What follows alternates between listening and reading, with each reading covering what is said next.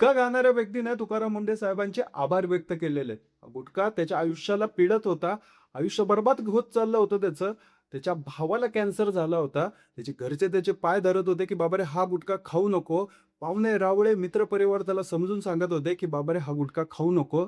तरी हे ॲडिक्शन बघा मित्रांनो, की भावाला कॅन्सर झालाय, तरी देखील तो गुटखा खातच होता. असं काय झालं या 15 ते 20 दिवसामध्ये?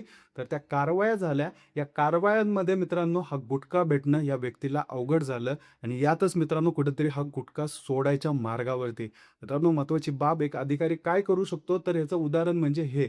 तळागाळातल्या लोकांपर्यंत जे माल पोहोचवणारे हे माफिया आहेत, यांचं नरडं धरलं तुकाराम मुंढे साहेबांनी आणि या माफियांना धडा शिकवला. जो बाहेरच्या राज्यातनं माल घेऊन येतात. आपल्या महाराष्ट्र राज्यामध्ये गुटखा बंदी आहे, तरी देखील बाहेरच्या राज्यातनं माल घेऊन यायचं, आपल्या लोकांना विकायचं, आपल्या लोकांना ॲडिक्ट करायचं काम हे लोकं करत होते.